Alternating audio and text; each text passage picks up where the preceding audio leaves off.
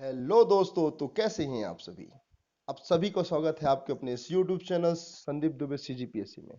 कल CG TET का exam हुआ जिसमें आपको प्रथम पाली को मॉडल आंसर मिल चुका है। मैं काफी सटीकता के साथ मैं कुछ जगह सोर्सेज से अपने नोट से मैंने इसका आंसर ढूंढ निकाला है।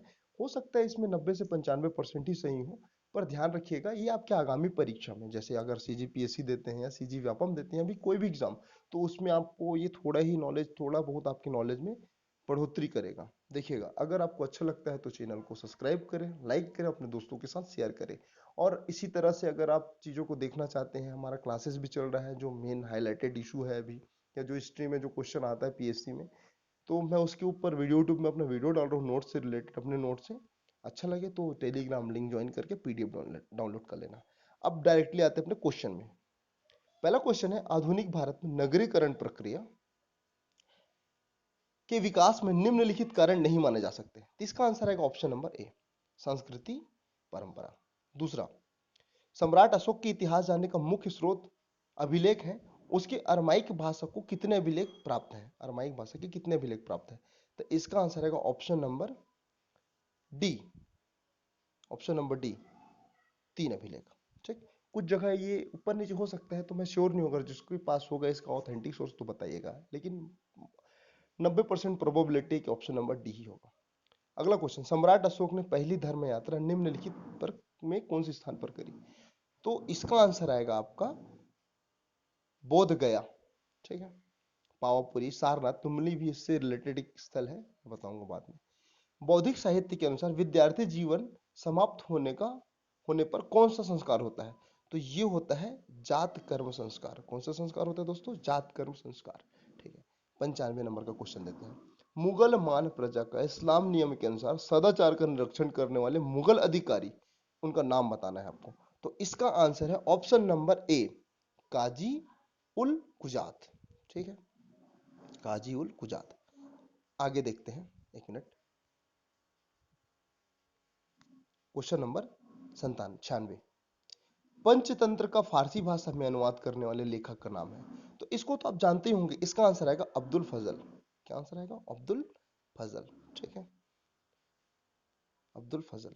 ठीक है, अगला क्वेश्चन, अगला क्वेश्चन है, भारत में बाल श्रम नीति के क्रियान्वयन के लिए बाल श्रम उन्मूलन अधिकरण कब बनाया गया। तो इसका आंसर आएगा 1987 को। कब, 1987, ऑप्शन नंबर बी। ब्रिटिश कालीन भारत में जाति व्यवस्था को प्रभावित करने वाले कारकों में निम्नलिखित कारक नहीं थे। तो इसका आंसर है ऑप्शन नंबर बी, पाश्चात्य सभ्यता।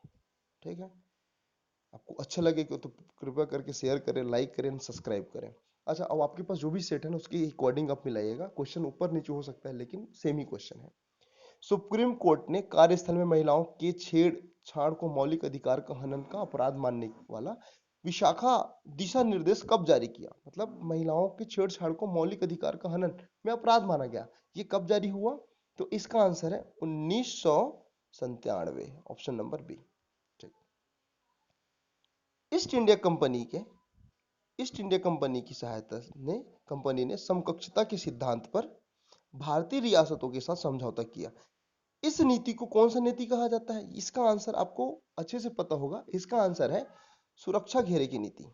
सुरक्षा घेरे की नीति को क्या बोलेंगे इंग्लिश में, पॉलिसी ऑफ फ्रिंग फ्रेंच। मतलब ये पूरा आसपास के अपने जो रियासतों को घेर लेते थे, फिर उसके बाद उस क्षेत्र पे आक्रमण करवाते थे अपने दोस्त बनाकर। तो ये उनका एक नीति था, ऑप्शन नंबर ए। ठीक, अगला क्वेश्चन, किस मराठा पेशवा ने अंग्रेजों के साथ बासिन की संधि 1802। तो एक फैक्ट याद रखना, बासिन की संधि कब हुई, 1802 में।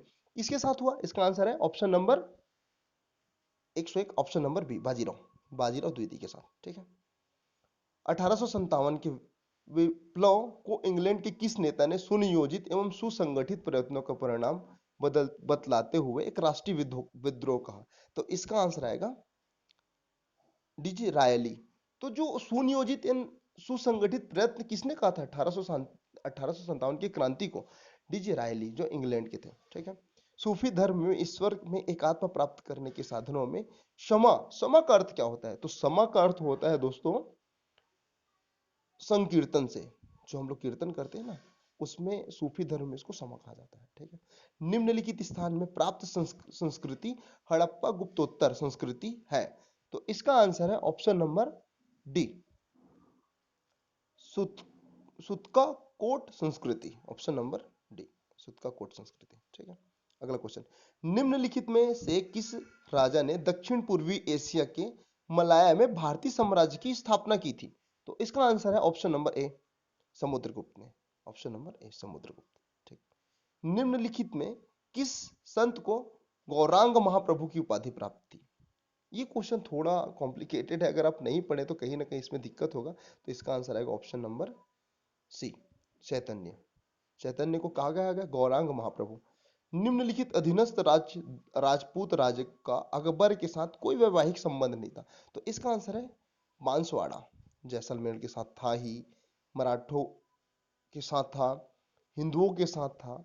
ठीक है। तो आमेर के साम्राज्य में भी था। मतलब कुल मिलाकर अगर मैं बात करूं, अकबर क्या था, अपने नीतियों को विस्तार करने के लिए हर धर्म हर जाति को महत्व देता था। लेकिन इनका संबंध किसके साथ नहीं था? क्वेश्चन आया था तो बांसवाड़ा के साथ। ठीक है।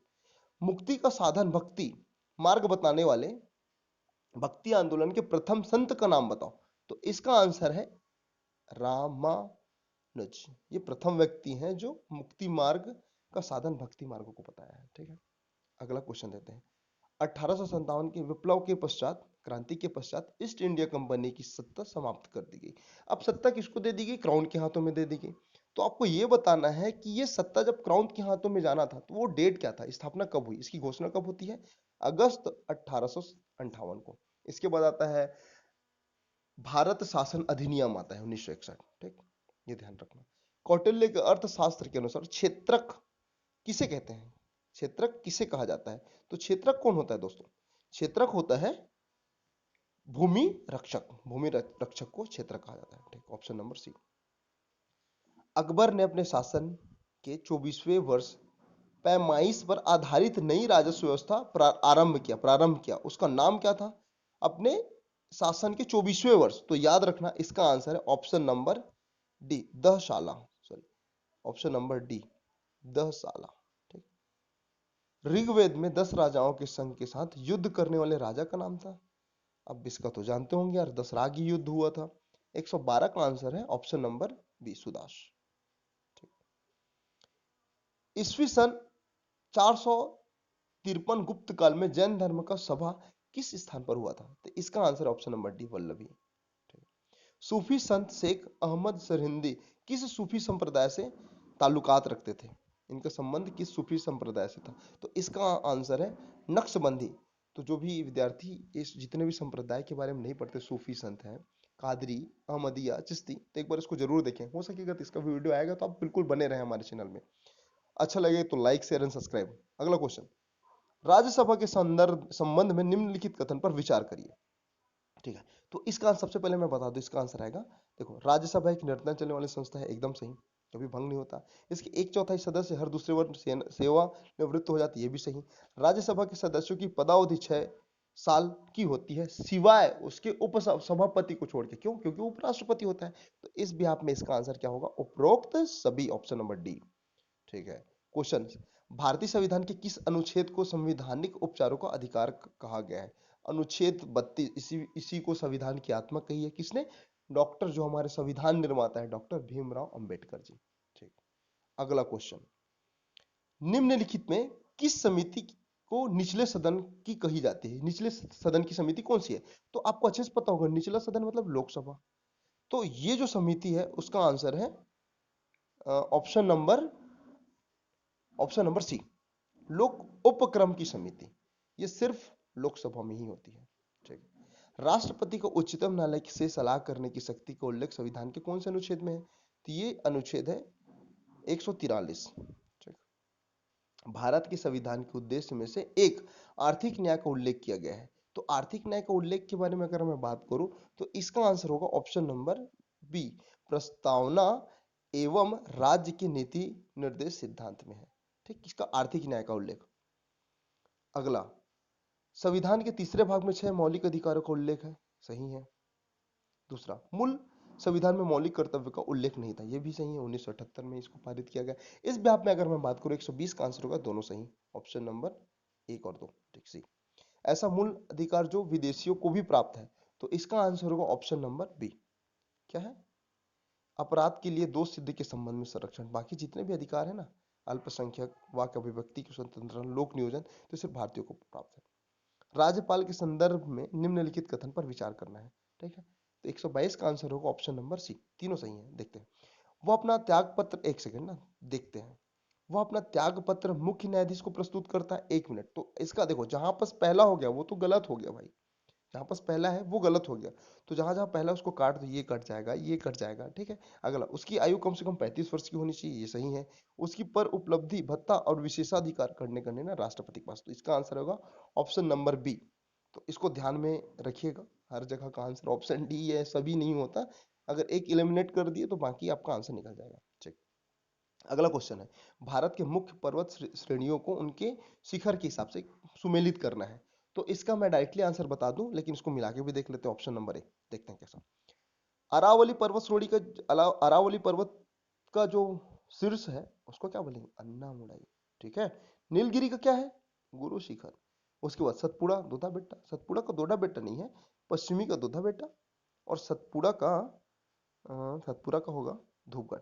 तो 1 2 4 3, 1 2 4 3, 1 2 4 3। अगर, लेकिन यहाँ पर थोड़ा आंसर में मैं कंफ्यूज हूँ, मेरे को समझ नहीं आ रहा है। इसका आंसर आएगा 1 2 4 3। ये क्वेश्चन 90% विलोपित होने की चांसेस है, लेकिन अगर मैं एक ही चीज को पकड़ के देखूं ना, अरावली, अन्नामुड़ई, तो एक आंसर, एक एक ऑप्शन सिर्फ ए में है, तो मोस्ट ऑफ द केस आप इसको ए मार सकते हो। लेकिन आप देखना, सतपुड़ा तो धूपगढ़ की चोटी है ना, और पश्चिमी घाट की चोटी दोदा बेटा मान सकते हैं। क्यों? क्योंकि नीचे साइड है, नीलगिरी पहाड़ी साइड है। तो कुल मिला के इसका आंसर होगा 1 2 4 3। तो ये क्वेश्चन विलोपित है, पर अगर इस व्याप में मारे तो ऑप्शन नंबर 1, ठीक। गज किला छत्तीसगढ़ में कहाँ स्थित है? तो गज किला कहाँ पर स्थित है? रतनपुर में, सॉरी रतनपुर में, ठीक। अगला, भूमकाल का विद्रोह कब हुआ था?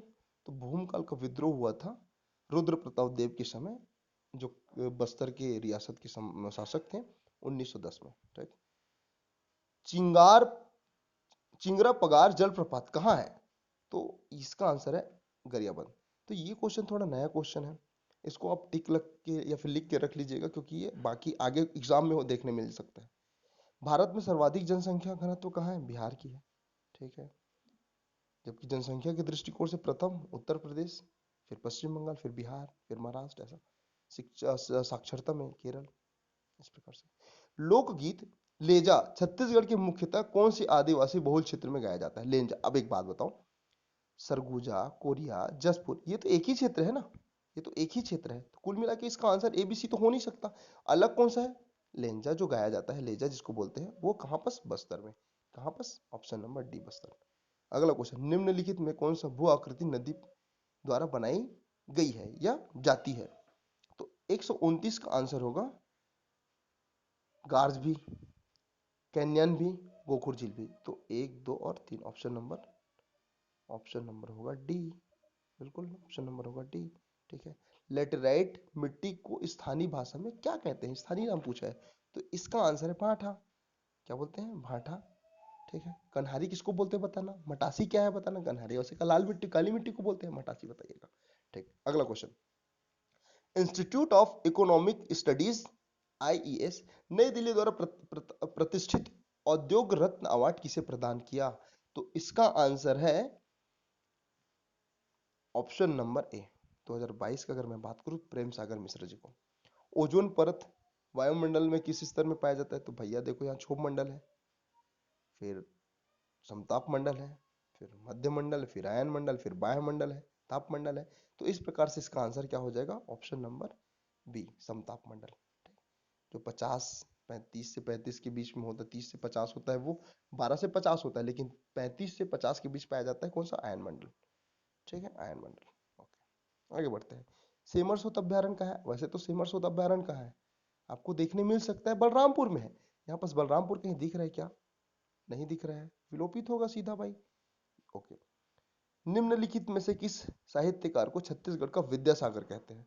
तो 134 का आंसर क्या है? Option number C, Ram Dayal Tiwari ये वही व्यक्ति हैं जिन्होंने, जब गांधी जी 1933 में आए थे ना, तो उनके ऊपर एक रचना करी थी।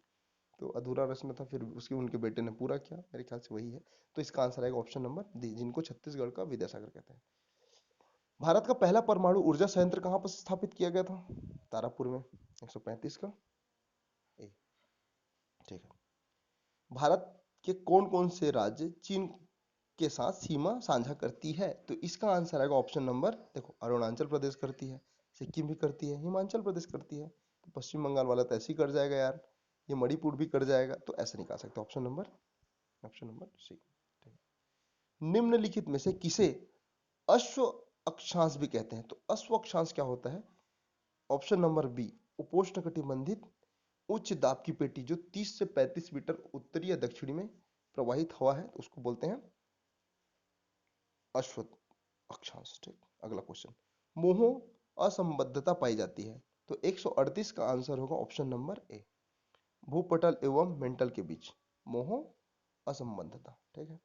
महारानी वसाटा द्वारा स्थापित सिरपुर के विष्णु मंदिर लक्ष्मण मंदिर को प्रशस्ति रचना किसने की थी? देखो, इसका आंसर ना मेरे को मिला नहीं, पर इसका आंसर मैं या तो या तो सी हो सकता है, सी। पर मैं श्योर नहीं हूँ। अगर जिसके पास इसका आंसर होगा वो कृपया करके कमेंट में बताइएगा, पिन करूंगा मैं, तो इसको बताइएगा। ठीक है। मोस्ट ऑफ द केस ये हो सकता है। ठीक, आगे देखते हैं। एशिया का सबसे बड़ा इमली मंडी, तो भैया ये तो जगदलपुर में, जगदलपुर मतलब बस्तर। चौराहों का शहर, छात्रों की गुणवत्ता का मूल्यांकन करने वाले उपयोग में किए जाने वाले स्कोरिंग गाइड को क्या कहते हैं? तो इसको कहते हैं रुब्रिक। क्या बोलते हैं? रुब्रिक। ठीक है। कक्षा प्रबंधन की वह तकनीक जिसमें शिक्षक एक अनियंत्रित छात्र को शेष कक्षा से हटाकर नकारात्मक व्यवहार को दंडित करता है, वो क्या कहलाती है? तो उसे कहा जाता है option number C, time out तकनीक। टाइम आउट तकनीक। अगला क्वेश्चन, निम्नलिखित में से कौन सा सामाजिक विज्ञान में नई अवधारणा है? तो सामाजिक विज्ञान में नई अवधारणा है, उसका आंसर क्या होगा? ऑप्शन नंबर सी, मानव संबंध और समाज की बेहतरी का अध्ययन करना। ठीक है। परियोजना पद्धति किसके व्यवहारिक दर्शन पर आधारित है? तो इसका आंसर होगा option number A, John Dewey. Option number A, John Dewey. ठीक। कक्षा में व्यवहारिक शिक्षा के विचार का अर्थ है कि शिक्षा किस पर लागू होनी चाहिए? शिक्षा किस पर लागू होनी चाहिए? 145 का आंसर होगा असली दुनिया में। किस पर? असली दुनिया में। ठीक है। अपने आपने देखा कि छात्र सामाजिक विज्ञान की कक्षा में पूर्वाग्रह प्रदर्शित करता है, आपकी सबसे उपयुक्त प्रतिक्रिया क्या होगी? तो इसका आंसर आएगा ऑप्शन नंबर बी, सामाजिक वास्तविकता के आयामों पर चर्चा का आयोजन करें। ठीक है। अगला क्वेश्चन है, नया पाठ्यक्रम शुरू किया जाता है? तो नया पाठ्यक्रम शुरू किया जाता है, तो इसका आंसर है धीरे धीरे। अचानक तो नहीं ढो सकते किसी के ऊपर, तो धीरे धीरे इसको इम्प्लीमेंट करना पड़ता है ताकि किसी ऊपर बर्डन ना पड़े, खासकर विद्यार्थी ऊपर। एक शिक्षक को सामाजिक ज्ञान पढ़ाते समय किस पर ध्यान केंद्रित करने का प्रयास है? तो इसका आंसर होगा ऑप्शन नंबर बी, तथ्य, मूल्य और पैटर्न पर ध्यान देना आवश्यक है। ठीक है। Option number B. क्या उपयोग की अनुशंसा की जाती है? क्या उपयोग करने की अनुशंसा की जाती है जब किसी पाठ्यक्रम के विषय या क्षेत्र में बहुत अधिक जानकारी होती है? तो इसका आंसर आएगा ऑप्शन नंबर ए, व्याख्यान विधि। लास्ट क्वेश्चन है, समूह परियोजनाओं का काम क्या विकसित करने में मदद करता है? तो इसका आंसर होगा मजबूत इंफ्रास्ट्रक्चर प्रतियोगिता, इंट्रास्ट ग्रुप प्रतियोगिता, उपलब्धि की व्यक्तिगत भावना, सहयोग और समस्या समाधान कौशल। तो इसका आंसर क्या होगा? उपरोक्त सभी। Option number D. तो इस प्रकार यहाँ भी 30 क्वेश्चन, हिंदी का भी लगभग जो भी क्वेश्चन थे उसको किए। अच्छा लगेगा तो शेयर करेंगे, सब्सक्राइब करेंगे और लाइक करेंगे। इसके बाद जो बाकी है उसको भी कंप्लीट करते हैं। धन्यवाद।